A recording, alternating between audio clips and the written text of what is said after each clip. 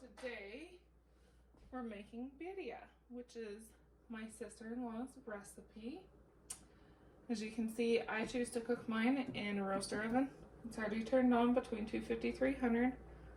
And then we have almost 7 pounds of chuck pot roast. Make sure it's got some good fat marbling that gives you tender meat and flavorful meat. So there's water already in here. It's 1.5 of these is what I use. So, you know, about 10, 15 or so cups of water. That's what's in here already. We're gonna put some salt. I don't measure anything, y'all. So that's probably about a tablespoon of salt, y'all. You're cooking a lot of meat. So, and you may have to salt it more. Pepper, normally I would use ground, fresh ground, but about a teaspoon, 1.5 teaspoons, somewhere around there. This is paprika, as it decides to come out. Definitely about a 1/2 tablespoon, give or take. Oregano, Mexican oregano, probably about a teaspoon. She never gave me the exact number or measurements, so these are kind of my own. It's her recipe, but my own. This is bay leaf, laurel. 2, 3. These are small, as you can see, so we're gonna put 4 in there.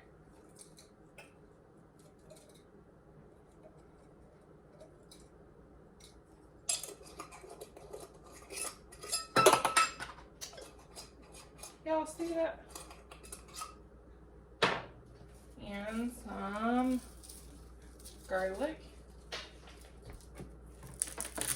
Key to crushing garlic. Don't get it everywhere. There's 3. I just throw them in there, skin and all. So 4 cloves of garlic.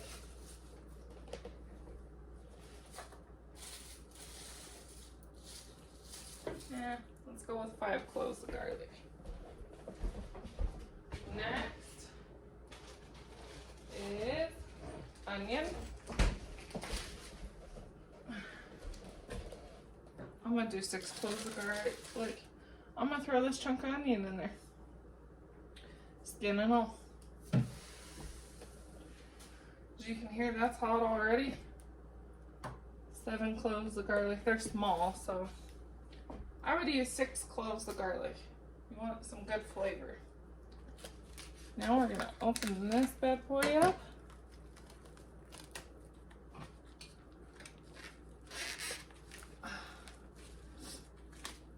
And it is still frozen semi, even though it's been out on thawing. And you're gonna cut it in good sized chunks. Remember, I said it was still frozen. So my knife's like, this thing's frozen. I need new knives, yeah. I have my chef's knives, but I don't let anybody touch those, so I don't bring them out. Because they're way too expensive.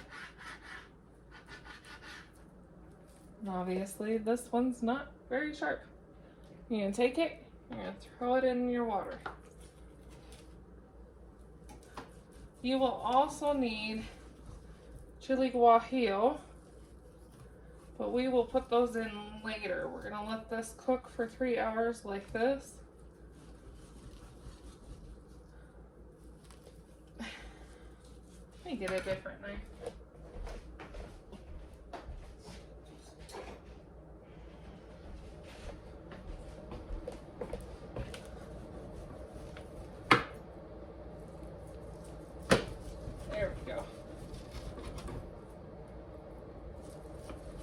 have to sharpen that one.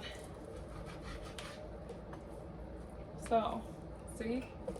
Cutting it in chunks. Doesn't matter that it still froze a little bit because it's going to be cooking in here for a long time. I'm so sorry that my shirt kind of fell down there.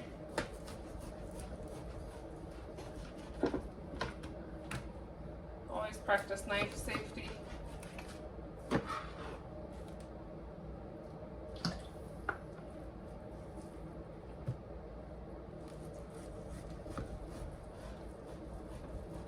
Try and cut them relatively the same size.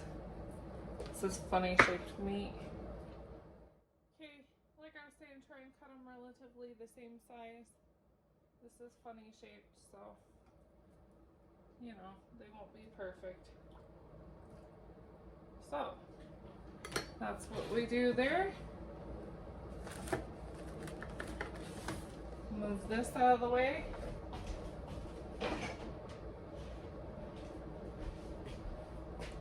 When you have had meat touch a surface, do not use your sponge to clean it. That's how you get tons of nasty bacteria. Use a disinfecting wipe. So now we're going to move this away from the wall. And y'all can see in there. Let's get you a close up. We'll move you closer. See it? See that? We're using a new tripod, y'all, so that's what we got. So we're going to cook this for 3 hours like this. Then we're going to add our chili guajillos, which is probably about 6 or 8 for this amount. And then we're gonna cook that for an hour with the chili guajillos. And when those are done cooking, I will be back here and I will show y'all what to do after that. So I will see you back here shortly. Maybe. See? Alright, y'all. So this has been cooking 3 hours. As you can see, it's definitely not tender yet. It's still very, very tough. See? There's no movement. So, what we're doing next is you're going to take your chili guajillos, remove as much of the seeds as you can. This is 6 of them. That's what I have, so that's what I'm using. You're going to throw them in the water and try and get them as submerged as possible. And you're going to let these cook with the meat in the juice for an hour. We're still between 250 and 300. So we're gonna let those cook for an hour. And then we will come back and take them out and I'll show you what else to do. So I'll see you back here in an hour. Remember to cook it covered. So we'll see you back. Alright, y'all, so here we have our meat that's been cooking. It was a little bit over an hour with the chilies. You're going to take the chilies out, put them in a blender.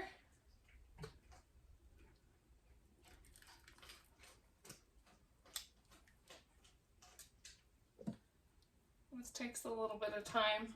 A little bit of the liquid is not a problem.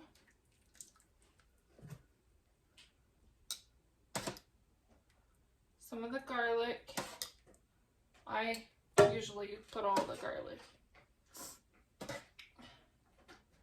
but I did quite a bit. And I take some of the onion, put it in there as well. We want to make sure we got, I knew there was more chilies.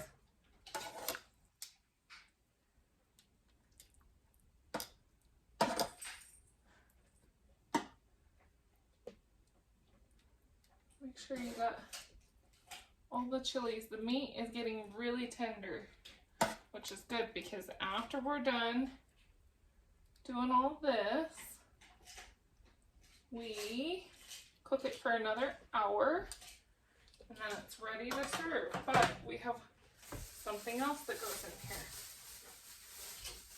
I have good, ripe tomatoes. Y'all see that? Good, ripe tomatoes. She calls for 3.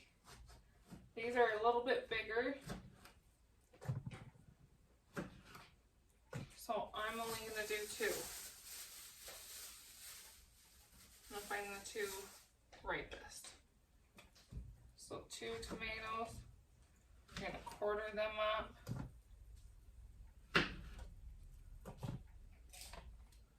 We're going to put a little more salt. I don't measure. And now we're going to blend. So we will see you back when it's all blended, because y'all don't want to listen to that. Alright, y'all. So we still have this between 250 and 300. It's been many hours of cooking. There is cloves of garlic in here. Still, that's fine. There's lots of juice. Now we're going to pour in our tomato chili mixture.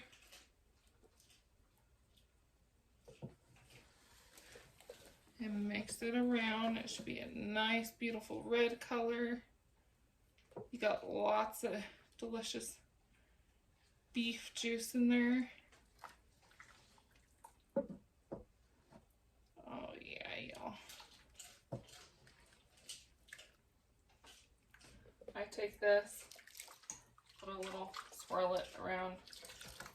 I hate when people leave the blender dirty. That's hot, by the way. If you didn't notice, by me jumping. So now you're gonna taste it. Make sure it is salty enough for you.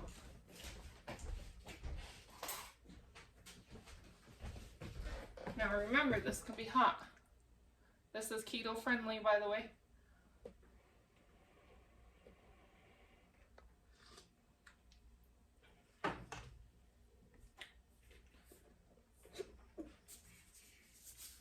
Definitely needs much more salt. That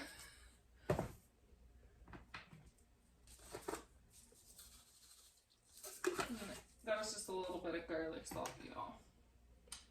And I'll just knock stuff off because that's what I'm good at. Some more paprika and probably a little more oregano.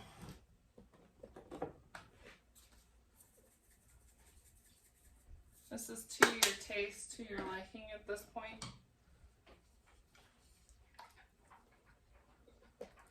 Dog's giving you some ASMR back there. Alright, y'all. So we have this beautifully rich broth. Yes. We're going to let this cook for another hour in this delicious broth. And don't forget to cover to cook. And I'll show you the finished product. Alright, y'all. So now I'm going to show you what you do. The beef is done. It's been in there for well over an hour. It's tender. Very, very, very tender. So we're going to find... And this is how you know it's tender. Look at this. That's tender. So what I do, shred you a little bit. Okay, I'm gonna show y'all how to make, get a little bit of that juice, put it over that. We have a pan. Y'all kind of can't see it. Okay, so we have a pan right here with just a little bit of oil. Okay, watch yourself because this can get hot and dangerous. You dunk your tortilla in your juice and you throw it down in there. Okay? Let's move the camera over here so you can see it. Y'all. There we go. So we have the tortilla right there. Okay, I'll put a little quesadilla or queso Oaxaca down. These are the queso birria tacos. This is how I like to do them. Some more cheese. As much cheese as y'all would like. Okay, normally I thicken that juice up a little. We got a little more juice than we need. So you can take some out of this pan, put it in the saucepan, put a little cornstarch in it and thicken it if you want. I make a chili oil, usually, honestly. We're gonna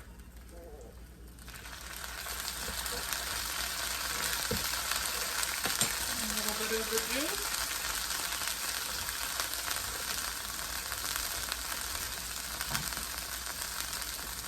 Y'all want to keep your grease from popping? Get you one of those. And it don't pop all over you.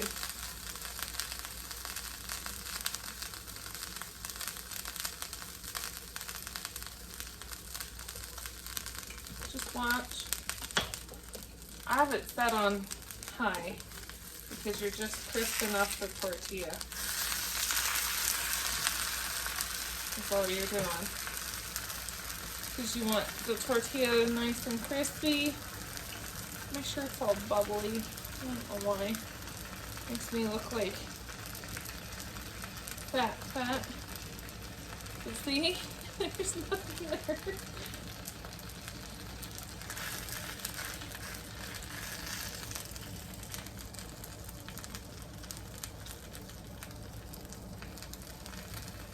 Those are my jalapenos to make jalapeno poppers. Should do a video on that too because that's delicious. So you just cook this till your tortilla is nice and crispy. However crispy you like it. I like mine pretty crispy, so. You want to see that? See it? Nice and browned flavor. And then